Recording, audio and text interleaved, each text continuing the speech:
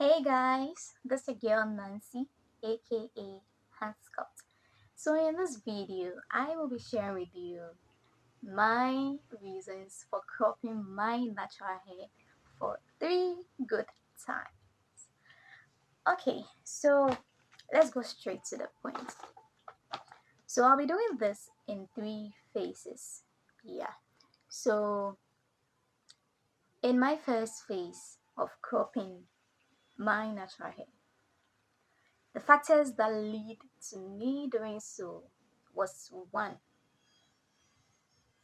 because of my retarded hair growth at the back of my head. I know it's confusing. Let me explain. So I was born with this deficiency called alopecia. That is what I hear most people calling it. And at the back of my hair, I have baby hairs. Yeah, that side refuses to grow longer as the other region. And funny enough, my hair grows in such a way that the middle portion or the middle region of my hair, it grows very longer than the rest of the other region. And growing up as a teenager, I felt so uncomfortable anytime my hair gets to the full state, because when it gets there, it exposes it exposes my alopecia hair, and it felt more uncomfortable because my friends and some teachers in school and in the society make mockery of my hair. I remember one time one of my teachers teasing me that the reason why that side never grows is because that place was eaten by a mice when I was asleep. That is why it never grows. It's funny, but then it feels uncomfortable, and I wasn't comfortable in myself as a teenager. But now the adult me doesn't give a damn about what people think about my hair. This is me now. Though sometimes the insecurity comes in.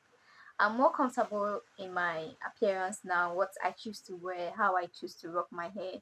I'm okay with it.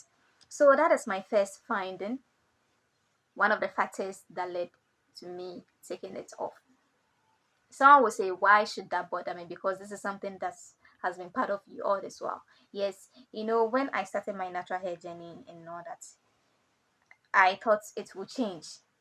Yes, because of some of the products that I was using, and that leads to my second factor. I was experiencing or using a lot of natural hair products when I started my hair journey. In our natural hair community, a whole variety of products is in the market. So if you don't know what works for you, you might end up trying a whole bunch of them.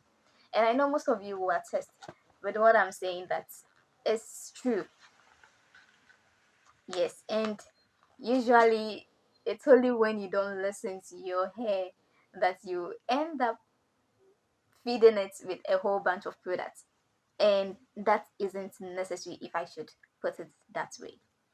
It's not necessary to use a whole bunch of hair products, because what will work for you will not work for me, and what will work for me will not work for you. So it's not necessary having to go through all the stress of doing that. So that was what I was doing, and it was wrong for me. Though it was giving me the length that I want, it was giving me the hair, but then it wasn't the right approach.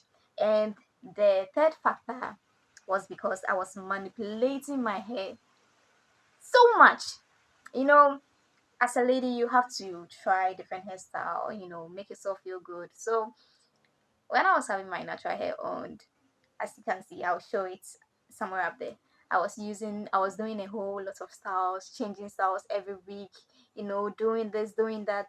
I was, looking at styles on YouTube and all that, doing a whole lot, and it was nice. But then I didn't realize that doing that was giving my hair a lot of manipulation. That was causing a lot of shedding. And by the time I realized, I have done a lot of harm to my hair. And my fourth finding in my first phase was that I was combing my hair more often than I should. When your hair starts to grow longer, you have to minimize your combing technique, if I should put it that way. You don't have to be combing your hair like you comb it when it's short. You have to minimize it. If once in a month or twice in a month, you know, it's cool. You don't have to be doing it every day, because if you are someone like me whose hair shares a lot, then know that you find yourself in trouble when you do that. So that was what happened to me. And before I realized, my hair didn't have the volume that I desire to have, and I decided to crop everything down. So that was what happened. So I cropped my hair in 2019. Yes, in January. So, and I did that on my own without going to this barbering or the salon. I curled my hair and I started. So when I started, I was uncomfortable because I didn't want anyone to know what I've done. So I was, braiding for some few months, and the braiding did help in giving me some new hair growth. But then I experienced some shedding as well. You always have to pay a price in order to get something. So that was the price I paid. I did share some hair. And then also, I didn't repeat what I was doing in the first phase. I minimized my combing technique. That was when I started. But then along the line, I stopped using the comb, and I was doing finger detangling all throughout my journey in my second phase, and that was wrong. Keeping natural, the fact that yes, finger detangling, it will save you a lot of shares and all that, but then it's healthy if you use the comb once in a while. I wasn't using the comb, and then before I realized that, hey, my hair has entangled, and it has formed what is it, cobweb, or so. So that was what happened to my hair. And though it gave me the length and I was enjoying it for some period, I wasn't manipulating. Got to a time I stopped braiding because I noticed that one was also causing my hair to fall and shed a lot, breakages and all that. And I wasn't going to the salon. I was doing my own washing and all that, and it was helping. But then along the line, I realized that anytime it gets to the washing days, I share so much, and it was so heartbreaking. And I decided to crop it down again. So in 2022, which is this year, of course, I I did braid um a kinky hair, and I kept it for like two, 2 to 3 months. And when I took it off, I experienced a lot of shed, and it was so heartbreaking. I think I'll show it somewhere up there. It was so heartbreaking, and I was like, no, I can't continue like this. And it was my fault. I knew the right thing, but I didn't do it. In the first phase, yes, I did a whole lot of mistakes, and I didn't want to, continue them. And that is why I had to, crop it and then start afresh, knowing that now I know the right thing. But now that I know the right thing, instead of me having to adhere and do them rightly, I didn't do it. And I was so ambitious to the extent that I knew I had to trim my hair, but then I didn't trim.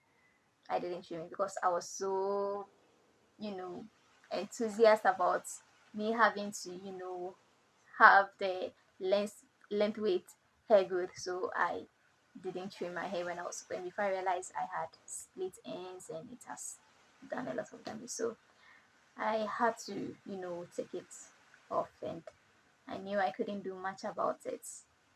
So I said, okay, enough is enough. Let me take it off and start all over. So I went to the barber shop. And it was so heartbreaking. You can see from the video that I nearly cried at some point when the barbering was going on. It was so sad because I feel like my years of investment, having to go down just like that. I felt like I was trading away my joy. And but then I knew it's for a good cause because I have learned and I have learned much, and now I know I'm going to do better. So that is it. So let me just leave here, and please subscribe to my channel for more videos. And thank you, and see you again. Bye.